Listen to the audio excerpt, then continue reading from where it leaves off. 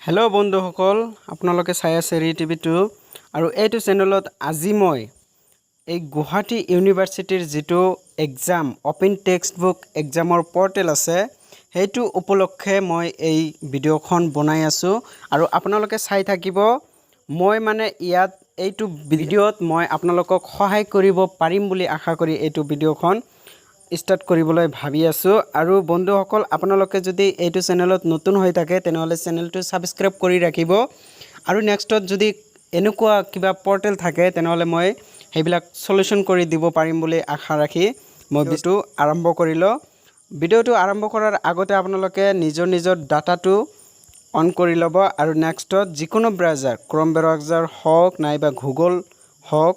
যিকোনো ব্ৰাউজাৰত গৈ আপোনালোকে সাৰ্চ কৰিব তাত G.U.open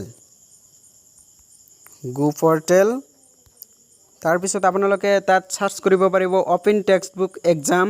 নাইবা এক্সাম কোশ্চেন পেপাৰ এনেকুৱা বুলি আপোনালোকে সাৰ্চ কৰিব পাৰিব। আপোনালোকে এনেকৈ সাৰ্চ কৰি ল'ব। মই আগতে সাৰ্চ কৰিছিলো সেই কাৰণে ইয়াত লিখাটো আহি আছে। আপোনালোকে সাৰ্চ কৰিব G.U.open open text book exam বুলি ওপেন টেক্সট বুক এক্সাম বুলি সার্চ কৰি তাৰ পিছত সাৰ্চ বটন আপোনালোকৰ যিবিলাক নিজা সাৰ্চ বটন আছে সেইবিলাকত ক্লিক কৰি দিব। তাৰ পিছত ওপৰত এটা পেজ খোল খাব আৰু এই পেজত অফিচিয়েল ওয়েবসাইট এটা আছে গুৱাহাটী ইউনিভাৰ্চিটিৰ আৰু ইয়াত আপোনালোকে চাই আছে open text book examination Guwahati এইটো তাতে ক্লিক কৰি দিব। নতুন এটা পেজ খোল খাব যেহেতু নেটৰ প্ৰবলেম সেই কাৰণে এনেকুৱা হৈ আছে। তাৰ পিছত এনেকুৱা এটা পেজ খোল খাব আৰু তাৰ পিছত ইয়াত চাব বন্ধুসকল ইয়াত আছে লগইন বুলি আৰু এইটো লগইনত ক্লিক কৰি তাৰ পিছত নতুন আৰু এটা পেজ খোল খাব আৰু সেই পেজটো ওপৰৰ পিনে এনেকুৱা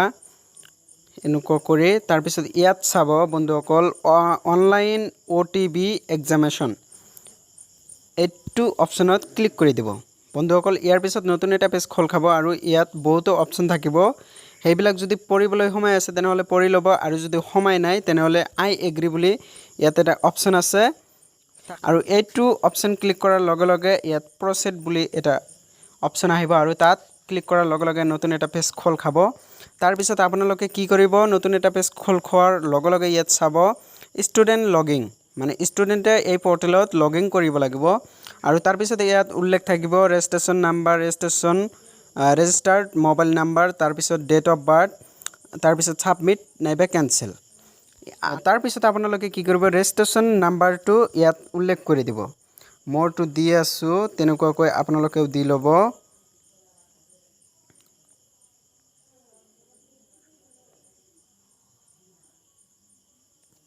এনেকুৱা ৰেজিষ্ট্ৰেচন নাম্বাৰটো দি দিও হল। তাৰ পিছত ৰেজিষ্টাৰ্ড মোবাইল নাম্বাৰ মানে সেইটো সময়ত যেতিয়া ৰেজিষ্ট্ৰেচন কৰা হৈছিল সেইটো সময়ত যেটো মোবাইল নাম্বাৰ ইউজ কৰা হৈছিল ব্যৱহাৰ কৰা হৈছিল সেই মোবাইল নাম্বাৰখন ইয়াত উল্লেখ কৰি দিব লাগিব। মোৰটো দি আছো আপোনালোকে নিজৰ ৰেজিষ্টাৰ্ড মোবাইল নাম্বাৰটো ইউজ কৰিব। মই দি আছো মোৰটো। তাৰ পিছত বন্ধুসকল ইয়াত চাব ডেট অফ বাৰ্থ সেইটো ক্লিক কৰাৰ লগে লগে ইয়াত আপোনালোকে সেইটো ডেটটো সিলেক্ট কৰি ল'ব। মই ইয়াৰটো সিলেক্ট কৰি লৈছো। তাৰ পিছত মই মান্থটো সিলেক্ট কৰি লৈছো। তাৰ পিছত মই ডেটটো সিলেক্ট কৰি লৈছো। এতিয়া বন্ধুসকল আপোনালোকে চাব পাৰিছে ইয়াত মই দিছো ৰেজিষ্টাৰ নাম্বাৰ তাৰ পিছত ৰেজিষ্টাৰ্ড মোবাইল নাম্বাৰ তাৰ পিছত ডেট অফ বাৰ্থ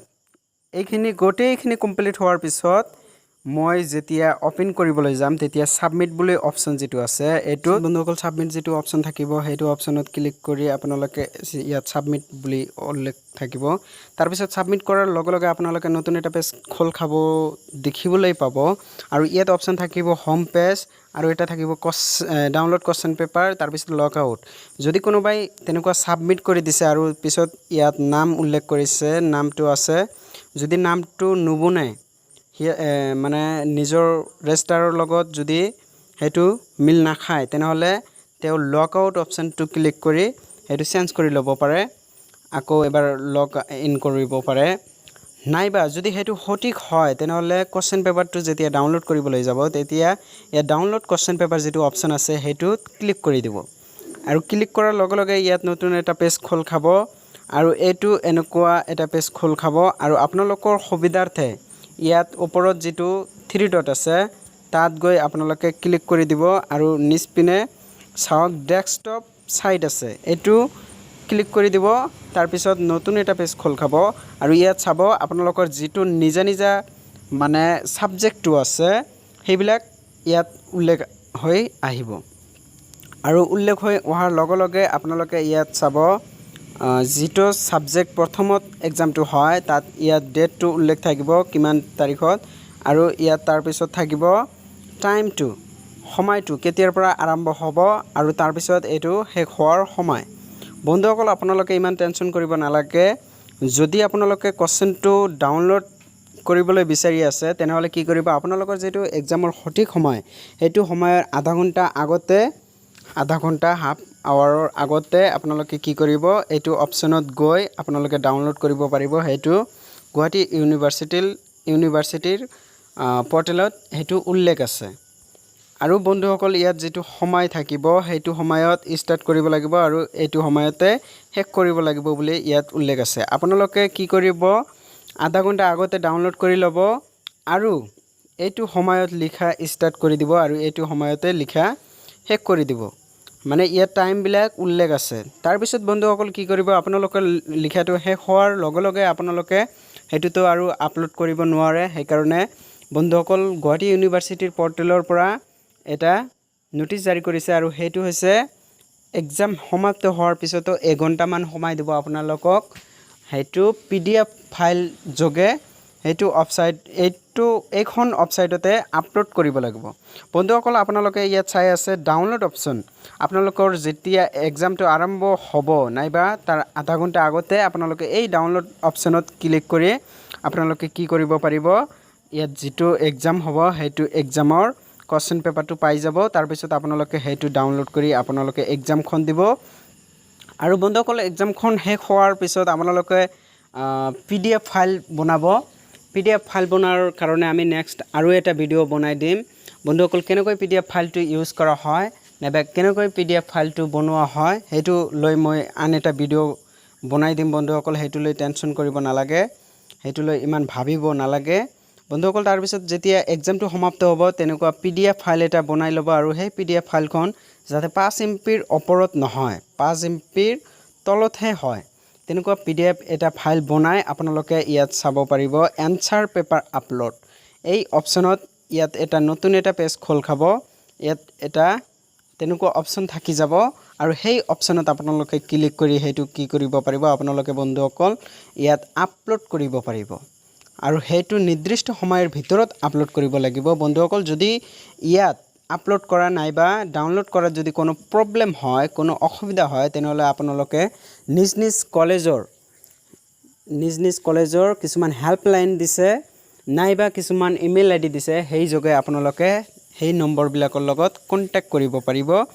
আৰু কন্টাক্ট কৰি আপোনালোকে সেইবিলাক সলিউশন কৰি ল'ব বন্ধুসকল এইখিনি আপোনালোকে চাই আছে যদি ইয়াত যদি কোনো ডাউনলোড কৰাৰ প্ৰবলেম হৈ থাকে নাইবা এনসাৰটো আপলোড কৰাৰ সময়ত কোনো প্ৰবলেম হৈ থাকে তেনেহলে আপোনালোকে কি কৰিব বন্ধুসকল হেতু কি প্ৰবলেম আহিছে হেতু স্ক্ৰিনশ্বট মাৰি ৰাখি দিব আৰু হেতু যেতিয়া আপোনালোকে হেল্প খুজিব বিদ্যালয়ৰ পৰা নাইবা কলেজৰ পৰা যেতিয়া হেল্প লাগিব আপোনালোকৰ হেল্প বিচাৰিব তেতিয়া সেই স্ক্ৰিনশ্বটটো মানে হেতু পিডিএফৰ লগত আপলোড কৰি দিব লাগিব বন্ধুসকল যদি আপোনালোকে এইখিনি চাইছে যদি ভাল লাগিছে বন্ধুসকল হেতু ভিডিওখন লাইক কৰি দিব আৰু বেছিকৈ সকলোকে শেয়াৰ কৰি দিব এটোৰ মানে হৈছে যে যিবিলাক ষ্টুডেন্টে মানে এক্সাম দিবলৈ ওলাইছে সেইবিলাকৰ সুবিধাৰ্থে এইটো কাম আপোনালোকে কৰি দিব বন্ধুসকল যিবিলাকৰ প্ৰবলেম হয় সেইবিলাকক এই ভিডিওটো শেয়াৰ কৰি দিব বন্ধুসকল থ্যাংক ইউ ধন্যবাদ